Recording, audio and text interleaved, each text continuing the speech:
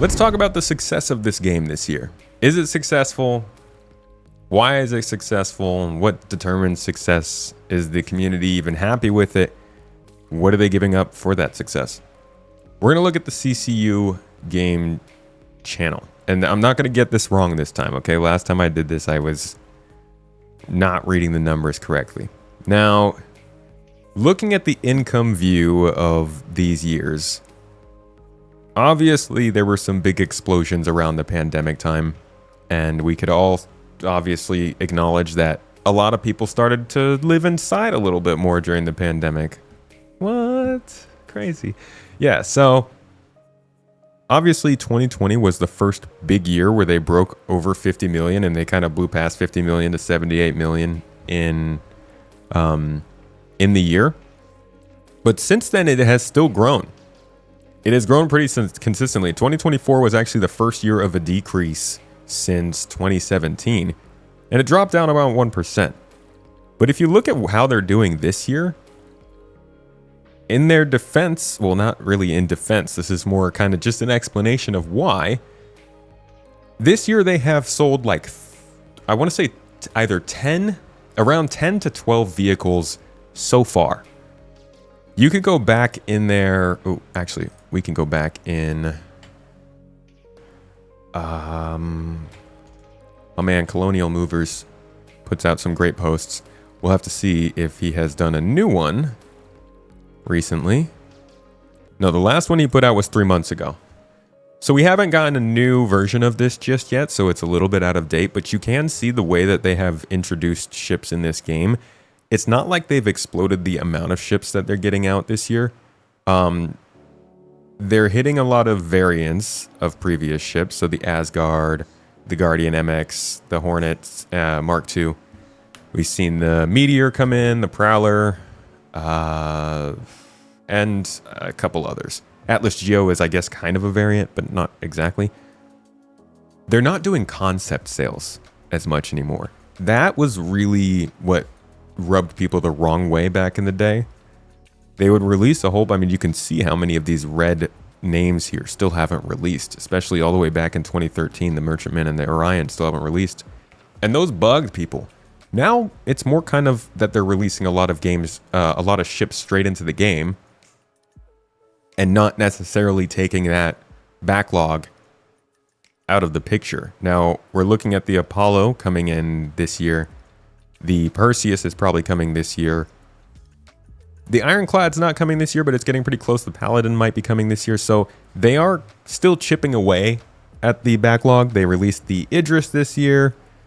And don't think there was anything else too significant on here that's come out. But overall, concept sales made people less exciting because you were just getting a picture.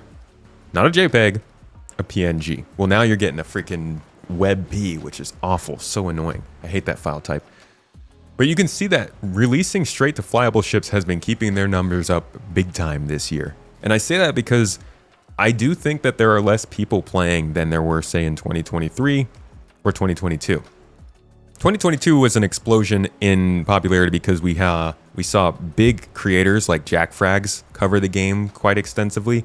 A lot of people saw the game for the first time. Some of the big streamers were checking out the game, and that kept their numbers up. 2023 was kind of more of the same, a little bit of like residual. It was also the game, I think this was pre 3.18. 3.18 came out. No, March 10th of 2023. So actually, it's kind of surprising that they kept the funding up so well in 2023. 2024, a little bit of a dip. And I do think a lot of that had to do with the wait for server meshing, which kind of screwed them over.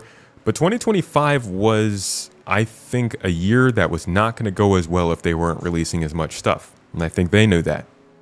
And they predicted that. They saw that coming and decided to put more ships out. A lot of people are like, oh, they're releasing ships just to make more money. Yeah, they are. We read it from Ali Brown earlier today. Their main goal this year was engagement. We read it from Chris Roberts' letter from the chairman. He wanted to keep people playing through improvements in playability. A lot of that comes down to content, and a lot of that content ends up kind of being broken, which is obviously frustrating, but it has kept people engaged and spending more money. Now, if we go to the Citizen page,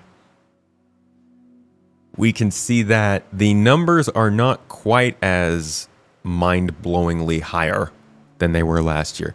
It's still doing better. They caught up a bit here in April for sure, and then they've caught up a bit here in June, and they did pretty well in July as well. But it's good to note that, like, the numbers of people coming in or the numbers of accounts being made don't necessarily mean the population is growing. It could mean that people are spending more accounts on referral rewards and stuff like that. But that is true every year. So it's kind of, you can eliminate that part of the numbers. Ultimately, though, they are doing better in terms of bringing people in. And I think that does show that the content being released is at least getting people interested, if not keeping them around. And the most important thing that I think CIG probably wants to do right now is get people interested, get them to at least spend a little bit of money, and keep Star Citizen kind of just chugging. Like, they're focused on Squadron 42. We can go back to Star Citizen's financials. I can't spell. That was terrible spelling. And scroll down to that lovely section, that lovely message that they put. I'm making a whole video about this one right now. Okay, reading this paragraph, this is kind of a big tell. As set out in my last report, we also made the decision at the start of 2023 that we needed to dedicate and ring-fence more resources for our Squadron 42 game in order to get the game to feature complete by the end of the year. So that Chris could say that at CitizenCon. Again, a significant step on its roadmap to full commercial release. Hitherto, it was all too easy to divert resources earmarked for Squadron onto Star Citizen to tackle live issues raised by our noisy, annoying, and terrible f***ing customers. No, I'm kidding. It doesn't say that. It just calls you customers. It's a term of endearment. And community, stemming from our latest releases. But this was at the expense of the Squadron development plan. So although an expensive commitment, the decision was taken to devote these planned and required resources to Squadron 42 in the interest of making solid progress towards our ultimate goals. Their ultimate goal, Squadron 42. I saw a post on the Reddit yesterday, and somebody was like, okay, they're adding stuff to Star Citizen, but it really just kind of feels like it's stuff to just play right now. And it's like, yeah, because they're focused on Squadron. They need to get that game out next year. And I'm willing to bet that they will sacrifice anything they need to in Star Citizen's development to make sure that game releases in 2026. And if it doesn't, oh my gosh, that's not a good sign. So it is pretty obvious that, like, this year, their goal is just to fill the game with content and enough stability and performance improvements that it doesn't feel awful to play. And I know a lot of this stuff that you've seen this year has felt awful to play, but that doesn't change the fact that they are succeeding at what they're doing. They are getting enough people to play this game and continue to come check back every month and spend money. And oh my God, guys, if you don't think that they're about to have a record-breaking August, let's just look at how much money they normally make in August, because by the end of this month, they made $5 million in 2022. They made $5 million in 2020. Last year, they made $3 million. This year in August, if they release that, what's it called? The Kruger Intergalactic Wolf. That thing's going to sell. I think they'll probably aim for like an $80, somewhere around $80 price range for that ship, judging by just the competition and what it's up against as a light fighter. Maybe 90. But I'm thinking 80 would probably be a better spot for them. And I think that's going to lead them to a record-breaking August. And then they're going to probably release something fairly interesting in... how much is the Gladius? Oh, the Gladius is 110? Oh, yeah, I'm way off. I thought the Gladius was like $90, dude. What? Wait a second. I'm sorry. I'm so far off. Let me see. Show me small combat ships. All right, so Arrow is 75.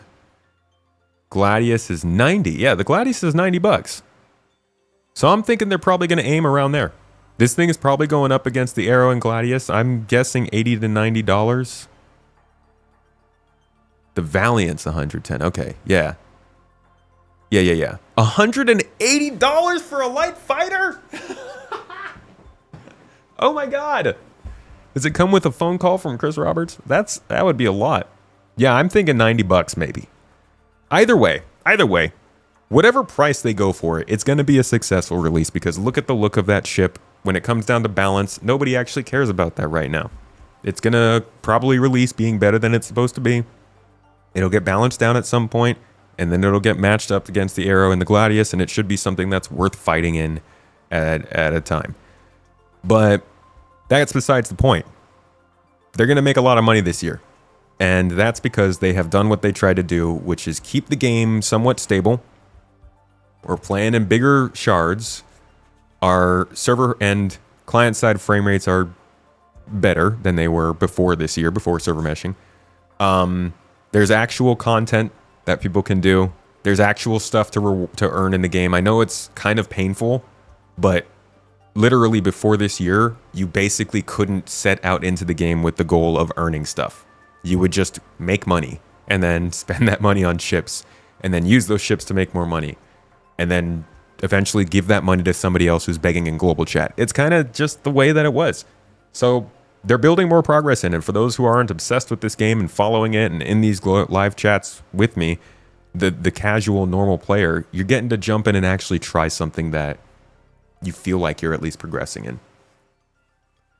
But that success is kind of coming at a cost. I run a poll every month, and I started it last October. We went over this last week. I know you might remember this. A little deja vu.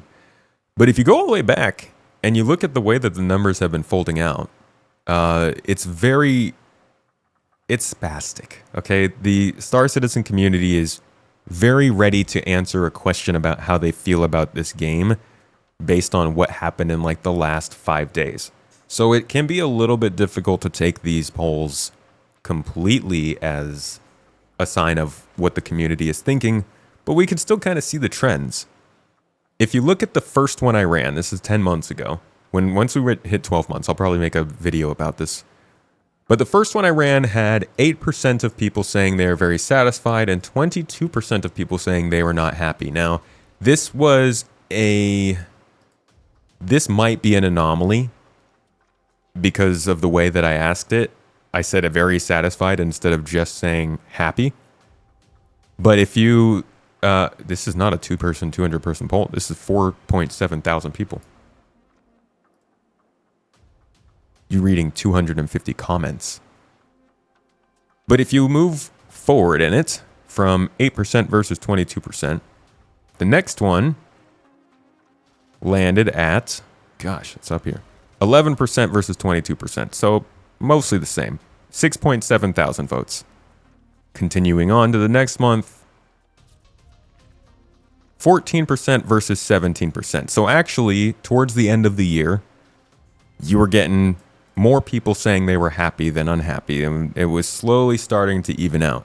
But again, this changes so drastically based on like literally the time of month. If a patch comes out and it's broken, it can completely change the numbers. The next one had it drop. 10% were saying they were happy, 23% were saying they were unhappy. This I'm coasting and following along is always up over 50%. This is just people mostly are neutral, which is what I would expect. The next one did not get as many votes, only 2.7 thousand, 10%, 22%. After that, 3.7 thousand, 18%, 70%. This is the first time that the people who were happy outnumbered the people who were unhappy. And again, maybe that was because of the patch that came out. This was, it doesn't tell me dates exactly, so I don't know exactly when that might have been. But something good must have been happening. Keep them going forward. Now the numbers have completely flipped. 21% of people saying they're happy versus 12 saying they are unhappy. 4.3 thousand votes. That's 3 months ago. 2 months ago, 23% of people saying they were happy, 19% saying they were unhappy. So those numbers, people dropped in terms of their neutrality. And you started to see both of those numbers get fairly high. Most recently, or rather this is June, I believe, 16% said they were happy, 17% said they were unhappy. So we're still seeing more people say they're happy than were at the end of last year. But the unhappiness is still higher at that point. But the most recent one, 2 weeks ago, and like I said, this gets changed based on what's actively happening in the game. 2 weeks ago, only 9% of answerers said they were happy. 32%. 32% of people said they were unhappy. So that's like a really big swing. And I think it's going to be telling what the answers are this month, because now this event, which a lot of people view as being broken, has had more time to sit. I'm going to be really interested in seeing where this number is in August when I give this poll. And I have the graph here. It's not a pretty graph, okay? Get off my back. But you can see the numbers are relatively even in unhappiness and happiness. Obviously, around the second quarter of this year, more people were happy than unhappy at some points. But then a pretty big divergence recently. Obviously, the coasting votes have been dropping over time. So like more people are becoming not as neutral. And I don't know. I think this is interesting data. I need to double check this and go through it a couple times and make sure it's all really accurate and stuff. But just judging by the trends, it's not like they've ruined themselves. You know, as much as you might think when you see people giving feedback on how the game is performing this year, it's really up and down.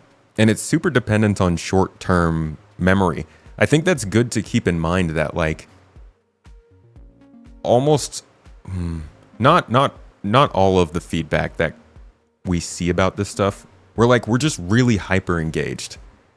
And that's probably true for any video game that's a live service that's getting a lot of updates. I mean, a new update every month is going to change people's perception a lot, but a lot of the things that you hear people say about this are based, I think, overwhelmingly on short-term memory. It's very easy to forget that we were playing in 100 people servers last year and the NPCs wouldn't even interact with you. Or that, like I was saying earlier, you couldn't progress towards stuff in the game. It ends up kind of getting lost in the noise, and I think that's what CIG is banking on overall, is just that like if they do reach their goals and they get the game into the state they want it to be in by next year, especially by the time that like Squadron 42 comes out, if the game is performing fairly well and they have been able to launch important features like base building, crafting, scanning and radar, maybe even another star system, CIG is just like, you know what? Hell, we made our money, right? We got a good amount of people still signing up in this year where really we're focusing mainly on Squadron 42. And now we have a great single player game to release and a pretty solid in development MMO. That's like best case scenario. I'm not saying that Squadron 42 is going to be great. That's the jury's still out on that one. But if Squadron 42 is good and they are able to keep this momentum going, they are looking at a pretty successful 2025 as long as things are looking good going into 2026. There's a lot that could go wrong. There also seems to be a lot that could go right. And I don't know, everybody has a different definition of what success is going to mean for Star Citizen this year, but I do think that it's worth noting that whatever it is they want to do, they're making that money and they're growing their numbers. And the one thing we don't really know is how Squadron 42 is doing. Now, I don't think they've put out this week in Star Citizen yet, but the fact that they're about to start testing the EPTU finally, bringing in Vulcan, talking about possibly engineering coming in, could mean that they're starting to turn more towards features. And if they're able to get to the point that they're at right now, and then turn back to feature development for this last quarter of the year, they're going to have a good year on their hands. It's kind of like, I think it was 2023. I don't know if this is reflected in the numbers, but in 2023, things were feeling kind of slow because of all the sort of just difficulties that they were facing until they dropped CitizenCon in October, which, yeah, it looks like that is reflected in the numbers. Look at the 2022 October was $8 million. 2023 October was almost 100% increase on top of that, 87.5% increase. November of 2022, 23 million. November of 2023, 23% increase. So like you can see that at the end of 2023, things ballooned because people got good news from the CitizenCon and all that stuff. That same thing could happen this year. They've already been doing pretty well this year, but they could end up having saved a lot of feature development, a lot of news, and a lot of advancements for this last 4 months of the year. And they could be looking at, man, I don't even know, $130 million in revenue this year. Plus, I don't know, 50,000? No, that's 500,000 new accounts made. 520,000 new accounts made, baby. Is it a successful year for them? I'm not going to tell you whether it has been or not, but I'm hoping that giving you some of these numbers and a little insight into what I've been tracking over the last year might explain or might shed some light on it. And we'll touch back in on this graph. I mean, we kind of look at it every month here on the stream, but I'll be making a video about this sometime in the next few months as we get to that 12-month period, because I think it's pretty interesting to look at. Either way, there's a little news drop on that.